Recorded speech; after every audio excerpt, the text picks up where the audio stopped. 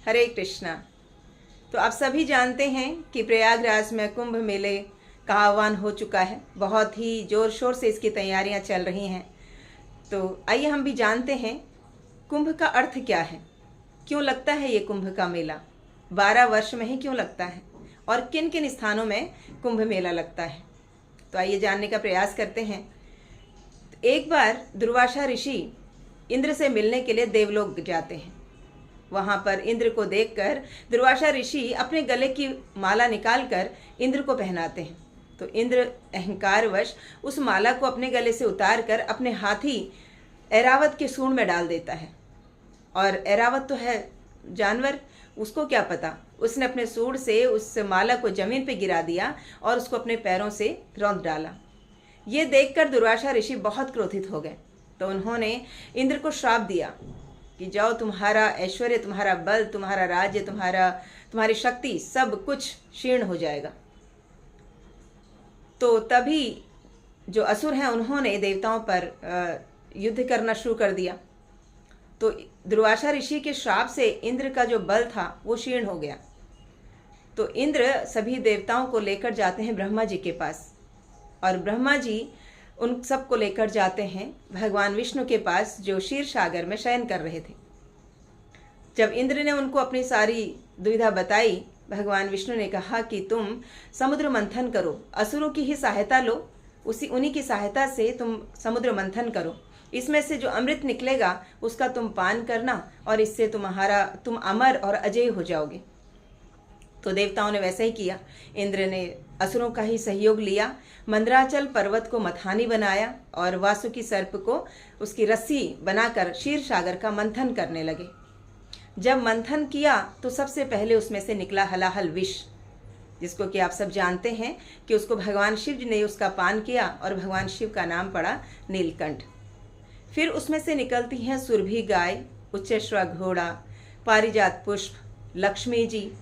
हाँ, तो और फिर अंत में भगवान की ये अवतार धनवंतरी देवी एक अमृत का कलश लेकर प्रकट होती हैं। तो जो असुर हैं उस कलश को लेकर, अमृत कलश को लेकर भाग जाते हैं। अच्छा, कुंभ का अर्थ है कलश, तो अमृत कुंभ को लेकर जो असुर हैं वो भाग जाते हैं। तो भगवान विष्णु एक संपूर्ण ब्रह्मांड की इतनी सुंदरी मोहिनी स्त्री के रूप में अपना रूप बनाते हैं और उन असुरों को अपनी ओर आकर्षित कर लेते हैं। उनसे अमृत का जो कुंभ है उसे लेकर देवताओं को उसका पान कराते हैं। तो इस प्रकार से भगवान ने उनसे अमृत का कलश लिया और देवताओं को अमृत का पान कराया।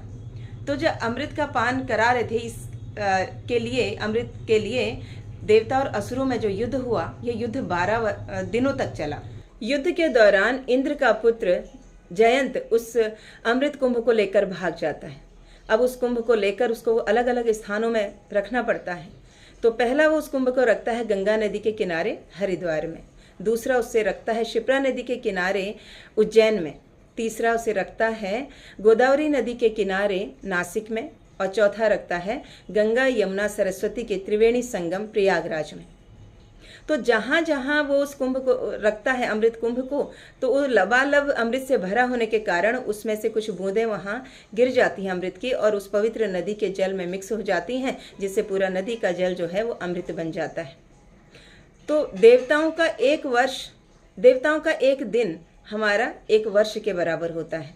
तो इसलिए 12 दिन के युद्ध में यहाँ हमारे 12 वर्ष बीत जाते हैं।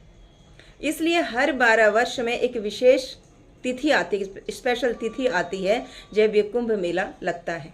और जन्म मृत्यु से मुक्त होने के लिए लाखों करोड़ों लोग दूर दूर क्षेत्रों से आकर उन पवित्र नदियों में उस अमृत का रसपान करके मुक्त होना चाहते हैं। तो हमारे चैतन्य महाप्रभु भी प्रयागराज में आए थे, उन्होंने भी वहाँ के दर्शन किए। श्रीला प्रभुपाद 13 साल प्रयागराज में उन्होंने निवास किया। उनकी प्रयाग फार्मेसी, वहाँ पे एक शॉप भी थी। प्रयागराज को तीर्थों का राजा कहा जाता है। यहाँ देवता भी मानव शरीर धारण करके स्नान करने के लिए आते हैं। यहाँ कुछ स्नान की विशेष तिथियाँ बताई गई हैं, जिन्हें शाही स्नान कहा जाता है। पहला स्नान होता है 13 जनवरी को, पौष पूर्णिमा। दूसरा होता है 14 जनवरी, मकर संक्रांति। तीसरा होता है मौनी अमावस्या, 29 जनवरी को। और चौथा होता है 3 फरवरी बसंत पंचमी, और पांचवा होता है माघी पूर्णिमा 12 फरवरी को, और छठा होता है 26 फरवरी को महाशिवरात्रि। तो ये विशेष तिथियां हैं, इन्हें शाही स्नान कहा जाता है। और बहुत दूर दराज क्षेत्रों से लाख करोड़ों की संख्या में भक्त जो हैं वो स्नान करने के लिए आते हैं ऐसे पवित्र तीर्थ स्थलों पर, और महान शुद्ध और संतों का जो है भक्तों का संग प्राप्त होता है। तो हमारी इस्कॉन संस्था ने भी प्रसादम की डिस्ट्रीब्यूशन और ग्रंथ डिस्ट्रीब्यूशन का जिम्मा लिया हुआ है। तो आइए चलते हैं उस पवित्र नगरी प्रयागराज में। हरे कृष्णा।